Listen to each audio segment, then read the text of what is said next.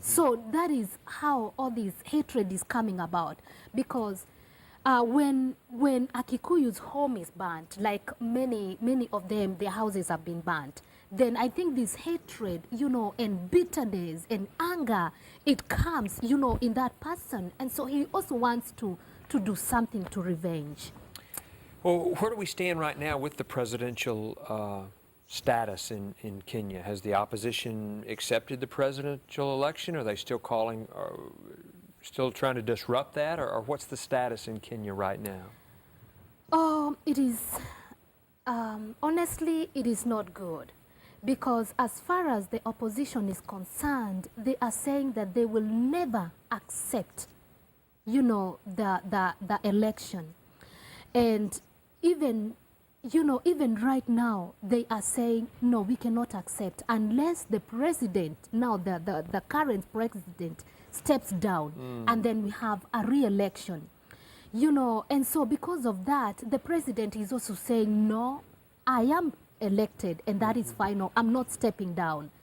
And so now the opposition, especially their supporters, they have a lot of anger, a lot of rage. Right. Yeah, so, and they think that the only way that they can get the president to see what is going on is by killing others, by destroying properties. So they think that by doing that, the president will see and maybe step down. I see. Folks, yes. we're gonna take a break here and continue visiting with Mary Bahati, wife of Ben Bahati, Bishop Bahati, who is over several churches in Kenya and orphanages. Mary and the girls are actually here for her safety, because you are Kikuyu, yes, right? Am. Yes, I'm not sure if I'm pronouncing that right, Mary. But, yes, you are. But we'd like to hear some more personal stories as we move into the second segment. But folks, one thing is we need to be very grateful here in this country. We just went through an election in 06, not a presidential election, we're about to do one of those, but in 06 we had a major change in our politics in America and in Arkansas for that matter. Our Congress shifted from one party to another party. In Arkansas, the governorship moved from one party to another party, and we had all kinds of campaign ads in the fall of 06, and people got very excited and worked hard and probably got angry a time or two. But we had all that transition without any bloodshed. Oh, no one was hurt. Wow. And I think sometimes our people in this country take that for granted.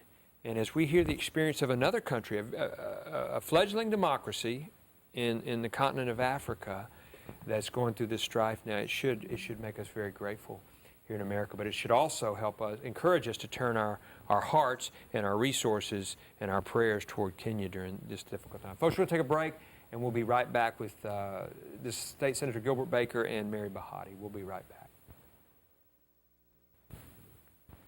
Welcome back to the Senate 30 Report. I'm Gilbert Baker, State Senator here in District 30 again. It's Conway, most of Faulkner County, visiting with Mary Bahati, who is the wife of Ben Bahati, Bishop Ben Bahati, who oversees about 30 churches in Kenya, 4 orphanages, and several feeding stations. And again, folks, we're visiting with Mary. She has experienced this Kenya situation, the strife that's there, the trouble after the presidential election that occurred on December the 27th. Just need to mention also, as we discuss this, there's a lot of need in Kenya right now.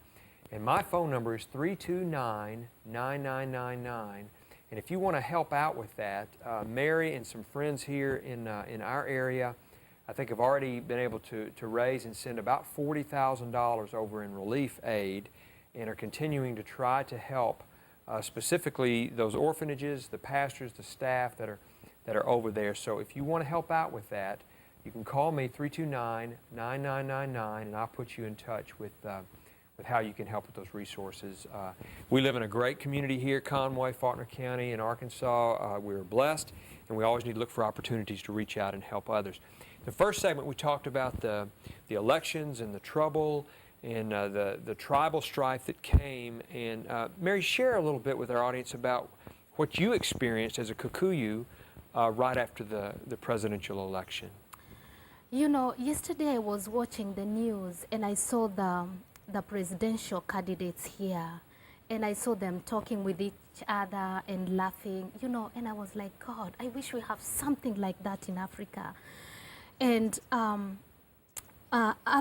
before the election, no, after the elections, my husband and I and our 3 daughters, we were coming. How old are your daughters?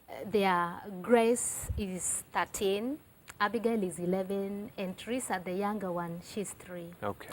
Yeah, so we were coming from Nairobi, and then we reached a place called Nakuru, about 3-4 hours from Nairobi. That is, Nairobi is our capital city. And then from Nakuru to Eldoret, you know, Eldoret, that is where our home is.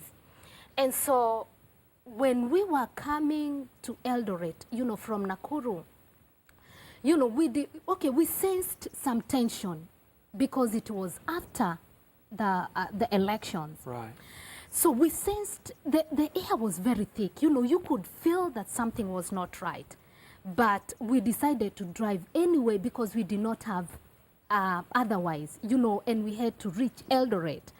And so when we were coming, my husband told me that, Mary, I sense that something is not right. I sense that, I feel in my spirit that there is something very wrong. Because when we were going to Eldoret, we did not see cars, people were not walking. You know, we were like the only ones on the road. And my husband said, this is not normal. I have never seen anything like this. I drive all the time, but I've never seen anything like this. So, but we continued. And before that, you know, we had prayed and we had asked God to protect us. And so we continued going. And so we reached a place about 50 kilometers to Eldoret. And, you know, we see groups of people, but we did not know what was going on. So somebody stops my husband, and he tells him, no, you cannot go. You cannot continue with wherever you're going. You cannot do it. And so my husband asked that person, why? What is the problem? And he told my husband that there are some group of men that have hijacked big trailers, and they have put them across the road. And so we parked the car, and after that, you know, we stood there, and my husband got out. You know, we did not know really whether we should go back to Nakuru, that is where we were coming from, or to proceed. And if we proceed, then what? Then what will happen?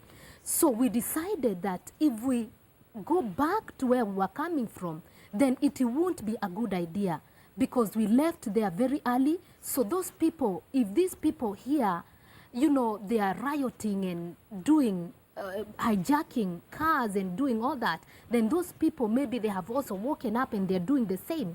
So we parked the car, and we see these groups of people, you know, talking. It was like a petrol station, but there was, you know, it was not even operating.